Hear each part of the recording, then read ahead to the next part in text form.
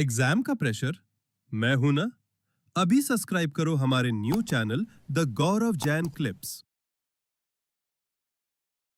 Directing जरूरी क्यों है? देखो, किसी की भी इंपॉर्टेंस अगर पेपर में तुम भूल जाओ कि यार सर याद नहीं आ रही, तो इंपॉर्टेंस लिखने का बहुत आसान तरीका वो तरीका है, ये सोचो कि अगर ये चीज नहीं होगी तो क्या परेशानियां होंगी। बस उसको लिख दो सीधे तरीके से। यानी अगर मुझे इंपॉर्टेंस ऑफ डायरेक्टिंग लिखनी है तो सोच के देखो, अगर कोई आपको मोटिवेट नहीं करेगा, कोई गाइड नहीं करेगा तो क्या होगा, उसको अपोजिट तरीके से लिख दो। जैसे अगर कोई मेरे को मोटिवेट नहीं करेगा, गाइड नहीं करेगा, इंस्पायर नहीं करेगा, तो मैं काम नहीं कर पाऊंगा। तो डायरेक्टिंग की इंपॉर्टेंस क्या हो गई कि ये काम करने में मदद करती है। सो डायरेक्टिंग की पहली इंपॉर्टेंस क्या है? It helps to initiate action.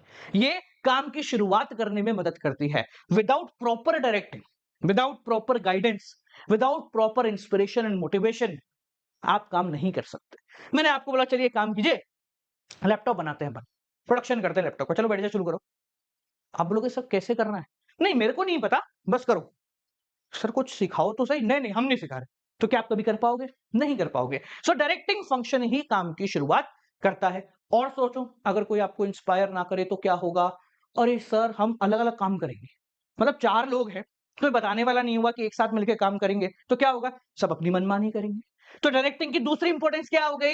ये एम्प्लॉइज के एफर्ट को इंटीग्रेट करती है। क्या करती है?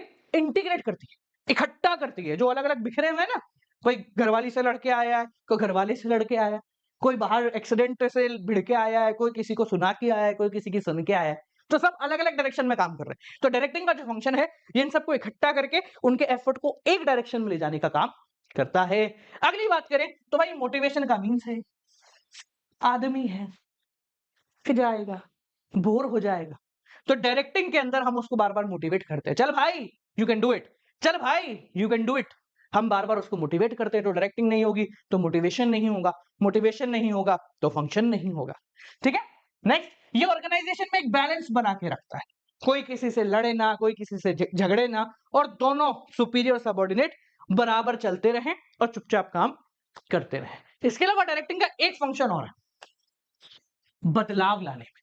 देखो क्या होता है, जैसे मान लो कि मेरा ऑफिस है और मेरे ऑफिस में मैंने कहा आज से सब कुछ बदल देंगे। तो जितने भी एम्प्लॉइज होंगे ना, पहले तो वो रेजिस्ट करेंगे, अरे यार नहीं नहीं नहीं, अरे मैं कहा बदल देते, नहीं नहीं नहीं सर। क्योंकि उनको पता है जब ये चीजें बदल जाएंगी तो उनको सारा काम शुरू से करना पड़ेगा, सब कुछ नए तरीके से करना पड़ेगा, पुरानी सारी मेहनत खराब हो जाएगी, जीरो हो जाएगी। तो एम्प्लॉय हमेशा चेंज को रेजिस्ट करता है, वो नहीं चाहता कि कोई भी बदलाव हो। तो अगर हमारी ऑर्गेनाइजेशन में हम मोटिवेट करने वाले व्यक्ति को या मैनेजर को नहीं रखेंगे, तो जब भी बदलाव आएगा एम्प्लॉय साइड पे चले जाएंगे, वो बोलेंगे हम तो नहीं करेंगे। तो डायरेक्टिंग आपकी मदद करता है उन एम्प्लॉयज को समझाने में, उनको नए काम की तरफ ओके करने में। तो it helps to facilitate change in the organisation. यानी कि सिंपल भाषा में एम्प्लॉय को बोलना, अरे कोई बात नहीं यार, वापस करते थे कि इससे बेहतर करेंगे। ये काम डायरेक्टिंग का होता है। समझ में आ गया?